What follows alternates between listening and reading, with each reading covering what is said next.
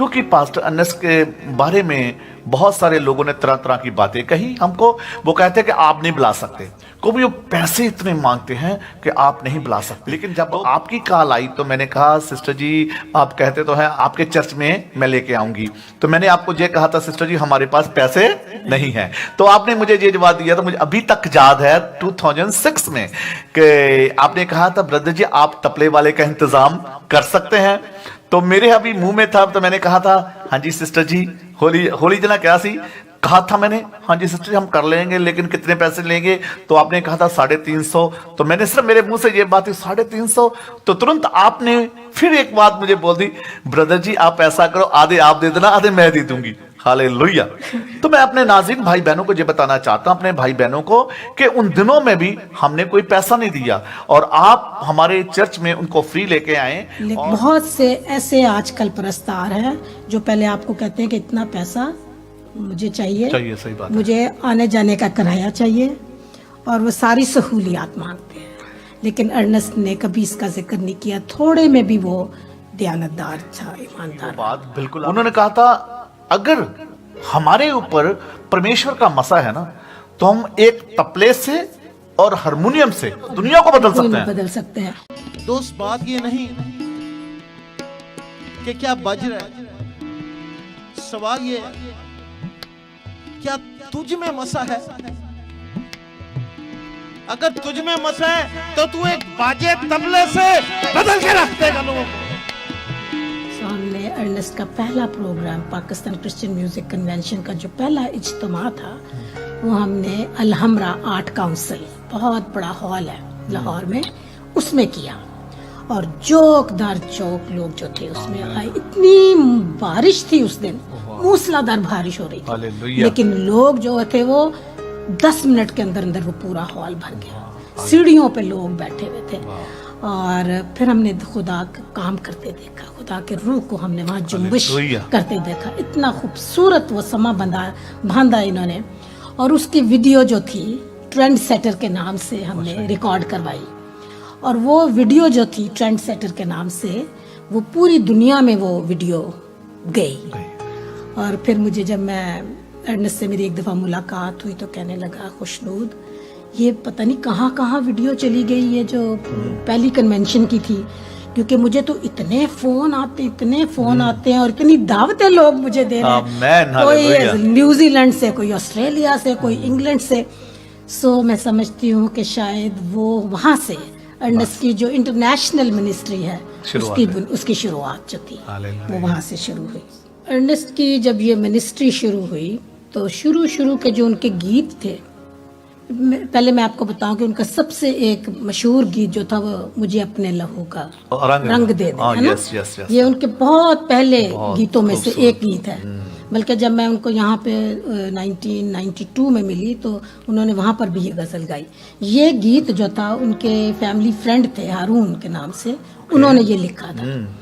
और उसके बाद उन्होंने बहुत से शुरा इकराम के पोइट्स के उन्होंने गीत जो थे वो गाए।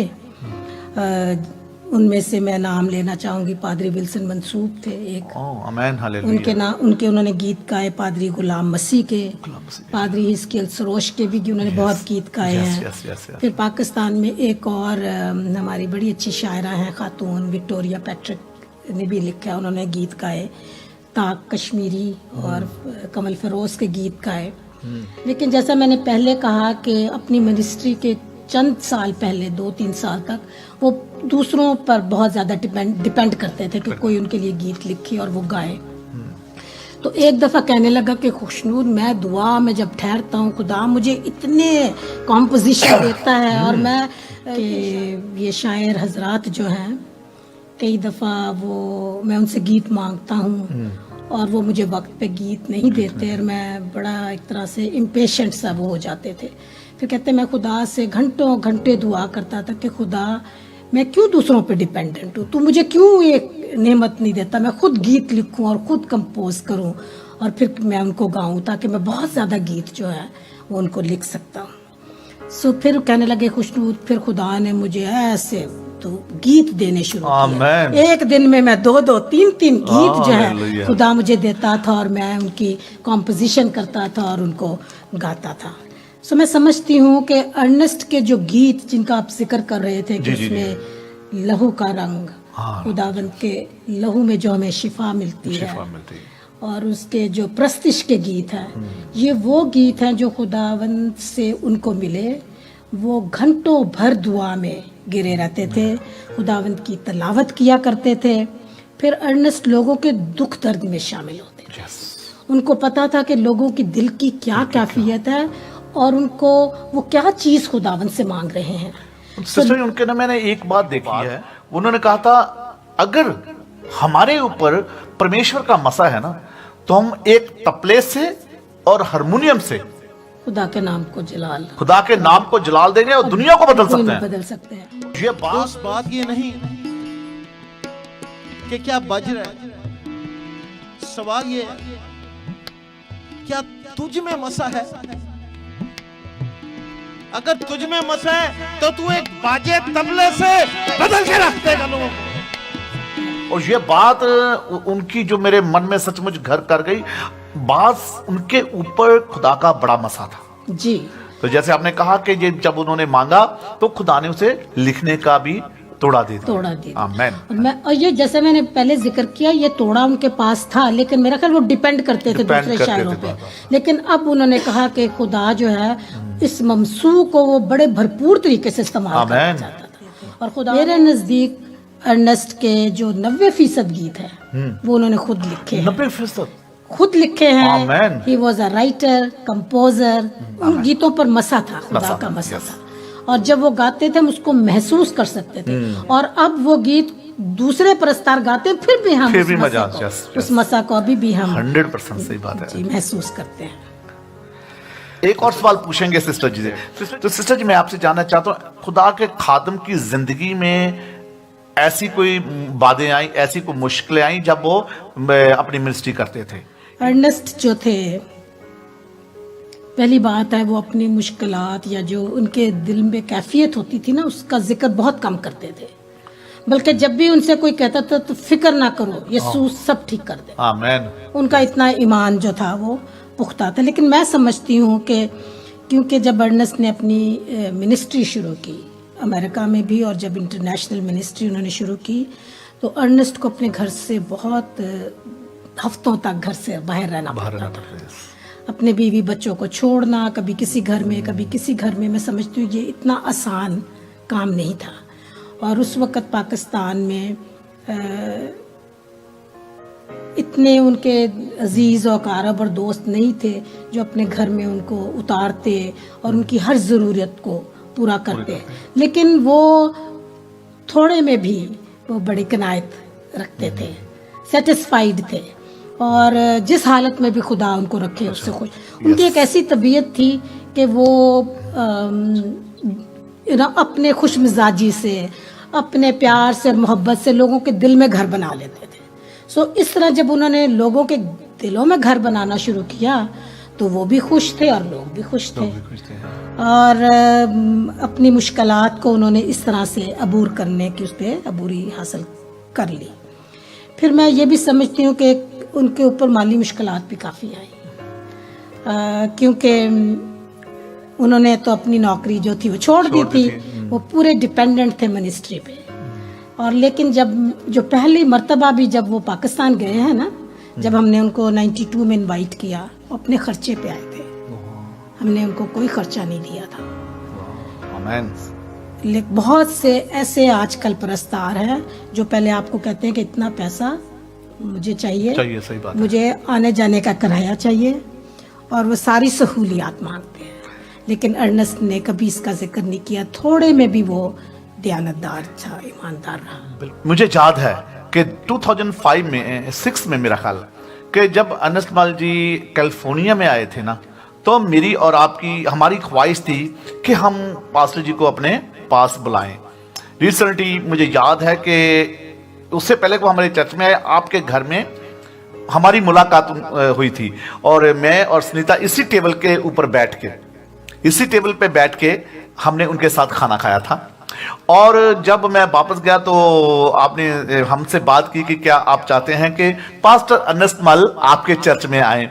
तो मैं अंदर से उछला कि क्यों नहीं, ये तो इतनी बड़ी अपॉर्चुनिटी मुझे मिल रही, मैं इसको कैसे गवाऊं। लेकिन उन दिनों में कुछ हालात ऐसे थे, क्योंकि पास्टर अर्नेस्ट के बारे में बहुत सारे लोगों ने तरह तरह की बातें कही हमको। वो कहते हैं कि आप नहीं बुला सकते, कभी वो पैसे इतने मांगते हैं कि आप नहीं बुला सकते। तो बहुत सारी चीजें जो उन दिनों में हमारे सामने आई, लेकिन जब आपकी कॉल आई तो मैंने कहा सिस्टर जी आप कहते तो हैं आपके चर्च में मैं लेके आऊंगी। तो मैंने आपको ये कहा था सिस्टर जी हमारे पास पैसे नहीं है। तो आपने मुझे ये जवाब दिया, तो मुझे अभी तक याद है 2006 में कि आपने कहा था ब्रदर जी आप तबले वाले का इंतजाम कर सकते हैं। तो मेरे अभी मुंह में था, तो मैंने कहा था हाँ जी सिस्टर जी, होली जना क्या सी कहा था मैंने, हाँ जी सिस्टर जी हम कर लेंगे, लेकिन कितने पैसे लेंगे। तो आपने कहा था 350। तो मैंने सिर्फ मेरे मुंह से ये बात 350। तो तुरंत आपने फिर एक बात मुझे बोल दी, ब्रदर जी आप ऐसा करो आधे आप दे देना आधे मैं दे दूंगी। हालेलुया। तो मैं अपने नाज़रीन भाई बहनों को ये बताना चाहता हूं, अपने भाई बहनों को, कि उन दिनों में भी हमने कोई पैसा नहीं दिया और आप हमारे चर्च में उनको फ्री लेके आए। और जब वो आए चर्च में 2006 में, तो हमारे पास उन दिनों में 15 से 20 लोग थे। और जब खुदा के खादम आए और खुदा की आत्मा को लेकर खुदा का वचन वहां पे पूरा हुआ, क्या ही सुहानी बात है कि खुदावंत के लोगों के कदम जहां जाते हैं वो जगह ब्लेस हो जाती है। तो हम खुदा के खादम से सचमुच उन दिनों में बहुत ब्लेस हुए और हमारी कांग्रीगेशन बढ़ गई। और जो वो बात जो है वो खत्म हो गई कि वो पैसे ज्यादा मांगते हैं। जब 2007 में आए तो फिलाडेल्फिया में वेदर बहुत खराब हो गया। जैसे आपने कहा अपनी टिकट लगा के वो आए। हमारे क्रिसमस से हमने उन दिनों में क्रिसमस पे इनवाइट किया था उनको हमने, तो मौसम बड़े खराब थे, तो उनकी जो फ्लाइट है वो कैंसिल हो गई।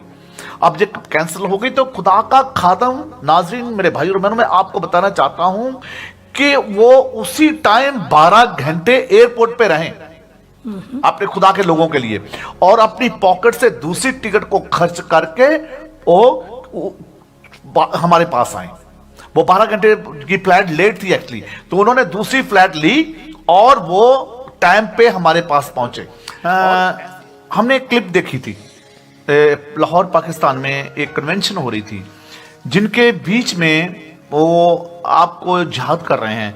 वो कह रहे हैं कि सिस्टर कृष्णूद, बिशप साहब and sister Pramila, I think आप लोगों आपके बारे में उन्होंने जब कहा कि सिस्टर इनकी वजह से आज अगर पाकिस्तान में इन्होंने अगर रोया ना देखी होती तो मैं शायद नहीं होता। क्योंकि जब हम कुछ भी नहीं होते, जब लोग हमारी जो मदद करते हैं, ये बात इतनी मुझे सिस्टर अच्छी लगी कि आपको उन दिनों में भी उसने आपको याद किया। और इस बात के लिए मैं नाजरीन अपने भाई बहनों को भी कहना चाहता हूं कि मुश्किल की घड़ी में मैं ये बताना चाहता हूं कि जब हम कुछ भी नहीं होते, उस वक्त जो हमारी सपोर्ट करते हैं उनको हमेशा हमें याद रखना चाहिए। तो ये बातें मुझे बहुत अच्छी लगी उसकी, पास्टर जी की। तो हम इस वीडियो को भी, हम क्लिप को भी दिखाएंगे। अपने लहू का रंग दे। उस वक्त मैं अपने वो बहन भाई भूलना नहीं चाहता, ना कभी भूलूंगा, जिन्होंने मेरी सहायता की, जिन्होंने मेरी मदद की। बिशप साहब, सिस्टर खुशनूद, पादी हिस्किल सरोश, भाई यूसुफ नवाब, सिस्टर प्रामिला पोमा, भाई इकबाल दत्त और बहुत से बहन भाई जिन्होंने ये रोया देखनी शुरू की कि पाकिस्तान में प्रस्तिश को बदलना है। जिस तरह अर्नेस्ट पर भी बहुत नहीं, लेकिन वो कभी शिकवा नहीं करते थे, क्योंकि वो इस चीज पर मुकम्मल भरोसा रखते थे कि यहोवा यरी है। yes. और वो सब कुछ मुहैया करते हैं। लेकिन मुझे ये याद है जब उनका पहले सीडी जो उनकी मिनिस्ट्री की पाकिस्तान में रिकॉर्ड हुई और वो रिलीज़ हुई, उसका नाम था लहू का रंग, मैंने जिक्र किया उसका। उसमें उन्होंने मुझे भी 2 गीत दिए, एक मैंने उनके साथ मिलकर गाया और एक मैंने सोलो सॉन्ग गाया। तो इसकी जो सीडी की रिकॉर्डिंग थी धड़ाधड़ चल रही थी और बड़ी खूबसूरत ये सीडी है। लेकिन जिस दिन आखिरी दिन था, सीडी ऑलमोस्ट तैयार हो गई, रिकॉर्डिंग ख़त्म हो गई और अब वक्त आया कि जो मौसीका जो वहाँ पे दूसरे इंस्ट्रूमेंटलिस्ट्स थे उनको पैसे देने थे। तो जिस साहब ने अर्नेस्ट के साथ वादा किया था कि वो इस सीडी को तैयार करने में उनकी मदद करेगा, आखिरी वक्त में वो पीछे हट गया। Oh my God. और मुझे कहने लगे कि खुशनूद हमने पैसे देने और मेरे पास कोई पैसा नहीं है। थोड़ी देर के लिए मैं खामोश हो गई, फिर मैंने कहा अच्छा कुछ खुदा वक्त निकालेगा, हम मदद करेगा हमारी। मैंने अपने हस्बैंड से बात की, उस वक्त वो राइवन डाइसिस के बिशप भी थे। तो मेरे हस्बैंड कहने लगे अच्छा हम ज़रूर अर्नेस्ट की मदद करेंगे। और फिर हमारी डाइसिस ने, हमारे चर्च ने अर्नेस्ट की ये पहली सीडी जो है उसको ना सिर्फ रिलीज़ किया बल्कि उसको रिकॉर्ड भी किया और उसके जितने भी खर्चे थे हमने बर्दाश्त किए। जो 2008 में परमेश्वर ने अपने खादम को अपने पास बुला लिया था और वो दिन मैं कभी नहीं भूल सकती। मैं और मेरे हस्बैंड हम नहीं भूल सकते 14 जुलाई, क्योंकि ये वो दिन था जिस दिन हमारी शादी की सालगिरह थी। 14 जुलाई हमारी शादी की सालगिरह और उस साल हम अपनी शादी के 30वीं सालगिरह मना रहे थे। इंग्लैंड में थे हम दोनों और अपनी इस रिसेप्शन के बाद जब हम घर आए तो हमें उनकी फैमिली से ये फ़ोन आया। अर्नेस्ट के बारे में बिल्कुल यकीन नहीं आया, क्योंकि अपने मरने से एक दिन पहले उन्होंने मुझे टेक्स्ट किया था, मैं इंग्लैंड में थी, कि खुशनूद मुझे फ़ोन ज़रूर करना, मैंने तुमसे बड़ी कोई ज़रूरी बात करनी है। और अफसोस इस बात है कि मैं फ़ोन नहीं कर सकी उन्हें, लेकिन मैं पूरी तरह से मुतमईन हूँ कि वो खुदावंद में खुश थे। उन्हें पता था कि उनके वक्त करीब आ गए हैं, क्योंकि उनके आखिरी गीत जो है ना रंग लिया, वो अगर वो आप सीडी सुने तो आपको साफ पता चल जाएगा कि वो पूरे मुकम्मल तौर से तैयार थे।